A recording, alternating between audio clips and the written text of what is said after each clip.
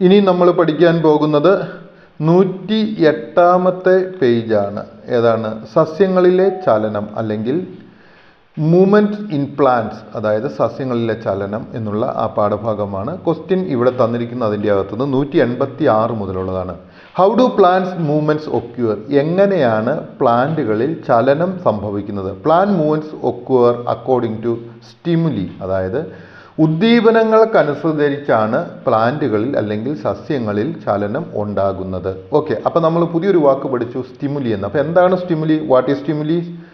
The internal or external instigation that evokes a response in living organism is called stimulus. അതായത് ഒരു ജീവജാലത്തിൻ്റെ ആന്തരികമായിട്ടോ ബാഹ്യമായിട്ടോ ഒരു പ്രതിപ്രവർത്തനത്തിന് കാരണമായി തീരുന്നത്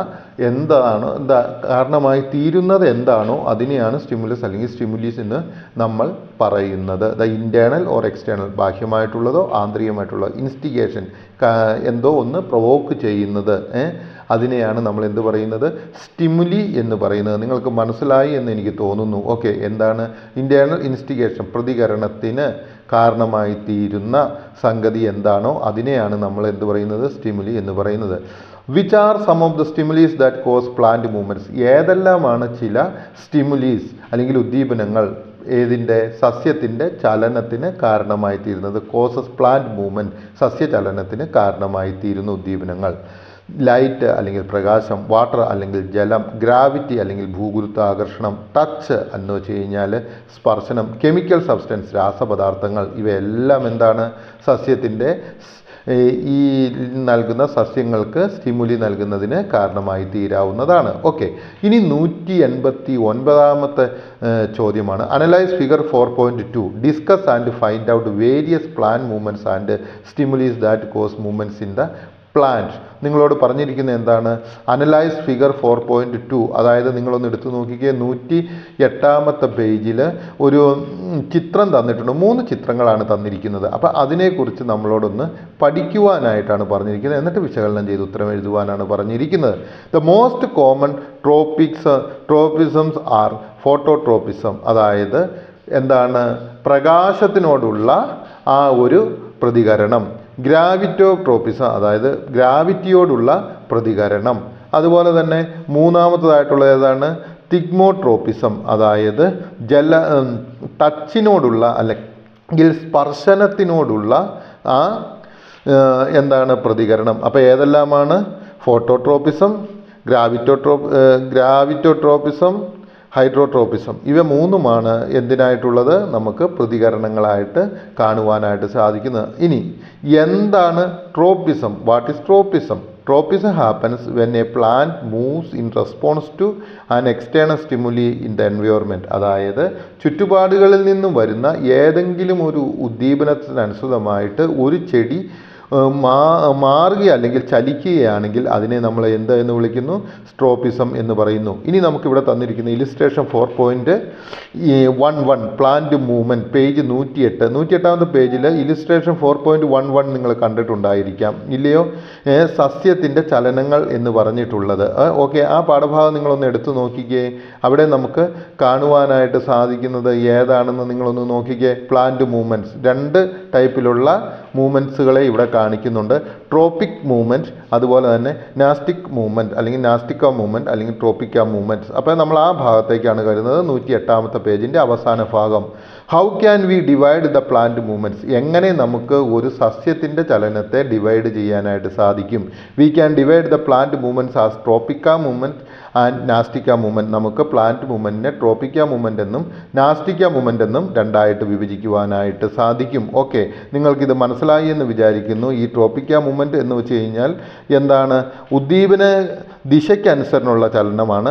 നാസ്റ്റിക്ക മൂവ്മെൻറ്റ് എന്ന് വെച്ച് കഴിഞ്ഞാൽ ഉദ്ദീപന ദിശയ്ക്കനുസരിച്ച് അല്ലാതെയുള്ള ചലനവുമാണ്. അത് നമ്മൾ ഇനി അടുത്ത ഇതിലായിട്ട് കൃത്യമായിട്ട് പഠിക്കുന്നുമുണ്ട്. അപ്പോൾ ട്രോപ്പിക്ക മൂവ്മെൻറ്റ് എന്നും നാസ്റ്റിക്ക മൂവ്മെൻറ്റ് എന്നും നമുക്ക് ഡിവൈഡ് ചെയ്യുവാനായിട്ട് സാധിക്കും.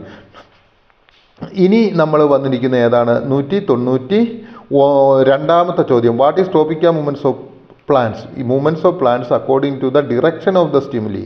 അതായത് ഏത് സ്ഥലത്ത് നിന്നാണോ സ്റ്റിമുലി വരുന്നത് ആ സ്റ്റിമുലിക്ക്, അതായത് ഉദ്ദീപനം ഏത് ദിശയിൽ നിന്ന് വരുന്നോ ആ ദിശയ്ക്ക് അനുസൃതമായിട്ടുള്ള ചലനത്തെയാണ് നമ്മൾ എന്ത് പറയുന്നത്? ആ ദിശയ്ക്ക് അനുസരിച്ചുള്ള ചലനത്തെ ട്രോപ്പിക്ക മൂവ്മെൻറ്റ് അല്ലെങ്കിൽ ട്രോപ്പിക്ക ചലനം എന്ന് പറയുന്നു. What is nastic movement? എന്താണ് നാസ്റ്റിക്ക മൂവ്മെൻറ്റ് എന്ന് പറയുന്നത്? അതായത് ഉദ്ദീപന ദിശയ്ക്കനുസരിച്ചല്ലാതെയുള്ള ചലനത്തെയാണ് നാസ്റ്റിക്ക മൂവ്മെൻറ്റ് എന്ന് പറയുന്നത്. Movements of plant according to the direction of stimuli is called tropic movement എന്ന് പറയുന്നു.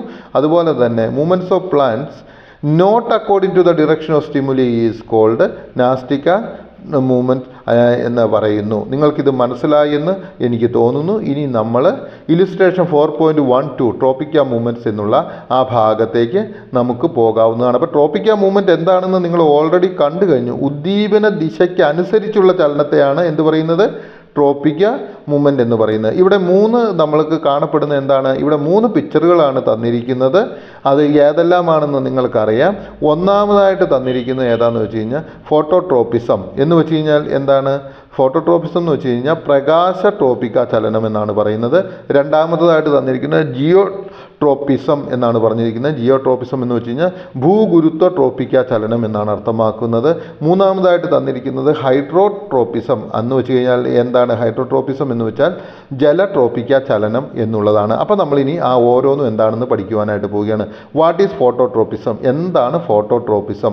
Phototropism is the orientation of plants or other organism, അതായത് ജീവജാലങ്ങളുടെയോ സസ്യങ്ങളുടെയോ ഓറിയൻറ്റേഷൻ ഒരു സ്ഥലത്തേക്ക് in response to the light either towards the source of light, അതായത് പ്രകാശത്തിൻ്റെ അടുത്തേക്കുള്ള സസ്യജാലങ്ങളുടെ ചലനമോ ഓർ അവേ ഫ്രം ഇറ്റ്, പ്രകാശത്തിൽ നിന്ന് അകന്നു പോകുന്ന ചലനമോ. അപ്പം പ്രകാശത്തിലേക്കുള്ളതിനെ പോസിറ്റീവ് ട്രോപ്പിസം ഫോട്ടോട്രോപ്പിസം എന്ന് പറയുന്നു, അകന്നു പോകുന്നതിനെ നെഗറ്റീവ് ട്രോപ്പിസം എന്ന് പറയുന്നു. ഇനി 195ാമത്തെ ചോദ്യമാണ്, വാട്ട് ഈസ് ജിയോട്രോപ്പിസം? എന്താണ് geotropism? Geotropism is the growth of the parts of plant, അതായത് ജിയോട്രോപ്പിസം എന്ന് പറയുന്നത് ഒരു പ്ലാന്റ് പാർട്ടിൻ്റെ ഗ്രോത്ത് ആണ് in response to the force of gravity, അതായത് ഗ്രാവിറ്റിക്ക് അനുസൃതമായിട്ട് എന്താണ് ചെയ്യുന്നത്? ഒരു പ്ലാന്റിൻ്റെ വളർച്ചയെയാണ്.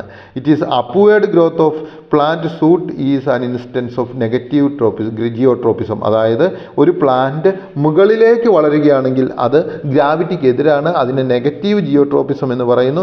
അതുപോലെ തന്നെ ഒരു പ്ലാന്റ് താഴേക്ക് വളരുകയാണെങ്കിൽ അത് ഗ്രാവിറ്റിയുടെ അടുത്തേക്കാണ് വളരുന്നത്, അതിനെ പോസിറ്റീവ് ട്രോപ്പിസം എന്ന് പറയുന്നു. അപ്പോൾ ജിയോട്രോപ്പിസം എന്ന് പറഞ്ഞാൽ എന്താണ്? It is a growth of a plant in response to the force of gravity, അതായത് ഗ്രാവിറ്റിക്ക് അനുസൃതമായിട്ട് ഒരു പ്ലാന്റിൽ ഉണ്ടാകുന്ന വളർച്ചയെയാണ് ജിയോട്രോപ്പിസം എന്ന് പറയുന്നത്. ഇനി 196ാമത്തെ ചോദ്യമായിട്ട് നമുക്ക് എടുത്തിരിക്കുന്നത് ഹൈഡ്രോട്രോപ്പിസം ആണ്. What is hydrotropism? Hydrotropism is the growth or turning of plant roots towards or away from the moisture, അതായത് ഈ പ്ലാന്റുകളുടെ മോയ്സ്ചർ ഉള്ള ഭാഗത്തേക്ക് വേരുകളുടെ വളർച്ചയോ അല്ലെങ്കിൽ മോയ്സ്ചർ ഉള്ള ഭാഗത്തു നിന്നും പ്ലാന്റുകളുടെ വേരുകൾ അകന്നു പോവുകയോ ചെയ്യുന്ന രീതിയിലുള്ള വളർച്ചയെ എന്ത് വിളിക്കുന്നു? ഹൈഡ്രോട്രോപ്പിസം എന്ന് വിളിക്കുന്നു. എനിക്ക് തോന്നുന്നു ഈ 3 ട്രോപ്പിസങ്ങളും നിങ്ങൾക്ക് മനസ്സിലായി എന്നാണ് ഞാൻ പ്രതീക്ഷിക്കുന്നത്. അതായത് ഇലിസ്ട്രേഷൻ 4.12 നിങ്ങൾക്ക് മനസ്സിലായി എന്ന് വിചാരിക്കുന്നു, ട്രോപ്പിക്ക മൂവ്മെൻറ്റ്സ് എന്നുള്ളത്. ഇനി നമുക്ക് തന്നിരിക്കുന്നത് ഒരു ടേബിളാണ് തന്നിരിക്കുന്നത്. ആ ടേബിൾ നമുക്ക് അടുത്ത ക്ലാസ്സിൽ പഠിക്കാവുന്നതാണ്.